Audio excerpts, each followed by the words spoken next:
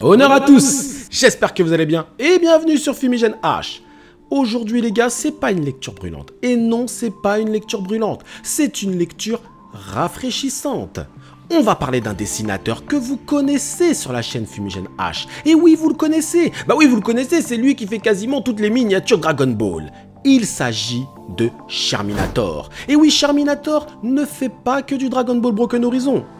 Il est aussi le dessinateur d'une bande dessinée appelée Moustique. Mais il n'est pas seul. Et non, il n'est pas tout seul. Le scénario est fait par Chris Arnall. Et aujourd'hui, on va parler de son œuvre qui est un peu moins connue du grand public. Mais avant tout ça, je vais quand même vous informer que le chapitre 5 arrive avec pas mal d'infos supplémentaires. Dragon Ball Broken Horizon va prendre un nouvel élan dans les mois à venir. Soyez patients, la suite, elle arrive et elle sera lourde, bien grasse, comme vous aimez. Un chapitre de plus de 50 pages, les gars. Et oui, on s'est donné à fond. Vous allez avoir de la lecture. Mais bon, aujourd'hui, on va pas parler de Dragon Ball Broken Horizon, on parle de Moustique, scénarisé par Chris Arnall et dessiné par Alexandre Sherminator. Allez, c'est parti!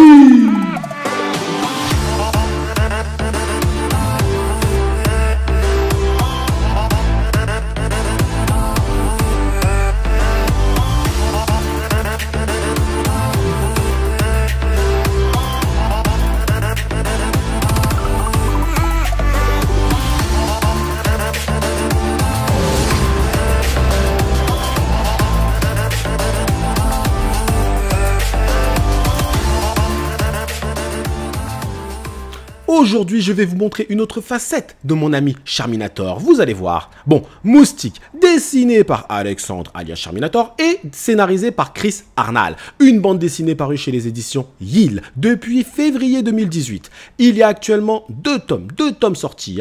Oui, le dernier est sorti en mars 2019, je crois. Je vous mettrai les liens avec lesquels vous pouvez, bien évidemment, vous les procurer. Alors, Moustique, c'est comment, c'est quoi les bails? Son nom, Degerville, prénom Théodore, surnom Moustique. Suite à un choc, sa vie bascule. Changement brutal pour cet adolescent à part. Oui, c'est un ado en retrait à l'école. Je dirais même que c'est un peu une victime. Il va donc subir un choc qui va changer sa vie tout entière. Il ne sera plus jamais le même. Vous allez donc suivre les aventures de cet adolescent, ses joies, ses peines, ses amours.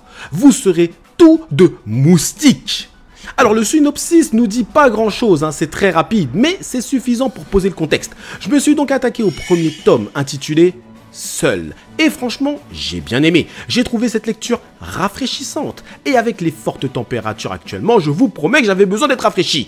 J'ai apprécié le personnage de Moustique, car comme il est indiqué dans le synopsis, il est très attachant. On se sent tout de suite concerné par ses problèmes. Et le dessin de Sherminator se prête parfaitement au scénario.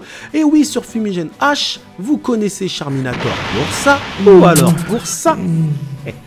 Mais vous ne le connaissez pas, vous ne connaissez pas cette facette de lui. C'est donc intéressant de voir à quel point son style s'adapte facilement d'un scénario proche du shonen, pouvant aller jusqu'au seinen, flirtant avec le hentai. Et oui, au passage, merci à toi mon ami pour le petit dessin de bras en SSJ. Regardez ça, c'est pas magnifique franchement? Ah, c'est du beau boulot. Donc je dois avouer que la chose qui m'a le plus intéressé dans ce premier tome, c'est la psychologie du personnage de Moustique. On est sur un ado frustré et très mal dans sa peau, qui finalement préfère rester seul et jouer avec son chien plutôt que d'aller à l'école. Il est timide, réservé et il n'est pas sûr de lui. Vous serez immédiatement touché par ce personnage, vous serez en empathie avec lui, car d'une certaine manière, il représente beaucoup de jeunes adolescents dans la même situation. Je ne vous apprends pas que le malaise scolaire est un fléau qui touche malheureusement beaucoup de jeunes. Eh bien Moustique, c'est une vengeance contre la vie elle-même. C'est une façon de donner espoir à tous ces jeunes qui ne sont pas forcément à l'aise à l'école, dans le milieu scolaire. Car je peux vous dire que le petit Moustique, vous allez voir au début, ce sera une grosse victime. Partout, même dans le métro, c'est une victime. C'est une victime partout. C'est hallucinant. Un raté parmi les ratés. Mais ça va changer après, je vous assure que ça va bien changer. Je vous informe également qu'il y a une dimension fantastique dans cette bande dessinée, et ce côté fantastique apportera encore plus de profondeur au scénario. J'ai apprécié le fait qu'Alexandre et Chris tentent de nous immerger dans l'esprit d'un ado frustré, et nous montrent tout son quotidien de raté. Et oui, même à la cantine, il mange seul. Ça n'a rien à voir, mais bon. C'est vraiment un sentiment qui prédomine dans ce tome, hein. C'est vraiment le côté malchanceux de Moustique. Cependant, il est très intelligent et il est fan d'astronomie. Le seul moment où il se sent vivant, c'est le week-end, hein, quand il est seul avec son chien. Donc voilà pour mon avis sur le scénario en général. Je peux pas vous en dire plus, car après, hein, ça part en spoil, et je gâcherai votre plaisir. Donc voilà, un bon premier tome qui est totalement centré sur Moustique et qui nous a posé le contexte de manière simple, rapide et efficace. En ce qui concerne les dessins, on est sur du Charminator style. Vous connaissez déjà bien son style hein, sur cette chaîne, donc les anatomies ne doivent pas vous être inconnues. Les couleurs par contre sont bien vives et c'est franchement très agréable. Comme je vous l'ai dit, c'est une BD rafraîchissante. J'ai eu l'impression de boire un coca frais. Le petit défaut, parce qu'il faut donner des défauts, et oui c'est comme ça. Le petit défaut c'est que j'aurais aimé voir un harcèlement scolaire, oui, mais un harcèlement également sur le net. Et oui, vous savez qu'actuellement, c'est tendance. On est sur un jeune homme qui est maltraité à l'école, etc. Ça, on l'a bien compris.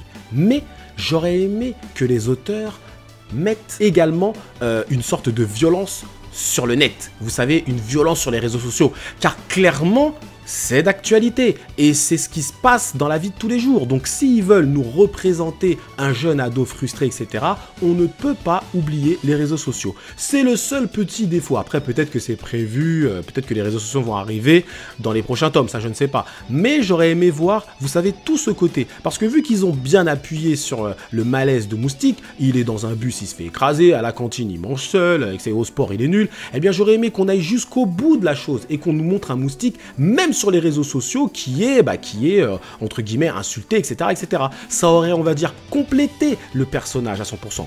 Après, c'est du détail, encore une fois. C'est la seule chose qui m'a un petit peu déçu, on va dire. Je vous mets le lien pour aller vous procurer cette bande dessinée pour ceux qui sont intéressés, bien sûr. C'est au prix de 15 €, je crois. Donc voilà. Moustique, franchement, c'est du bon, c'est rafraîchissant, les gars. Je vous promets, avec ces fortes chaleurs, vous allez lire Moustique et vous aurez l'impression de boire un bon coca frais. Et cette vidéo arrive maintenant à sa fin. Et avant de vous laisser, je vous invite à liker, vous abonner, partager les gars. Et je vais vous remercier de l'avoir suivi jusqu'au bout. On se retrouve très prochainement pour d'autres vidéos. En attendant, prenez soin de vous et surtout, que l'honneur soit avec vous.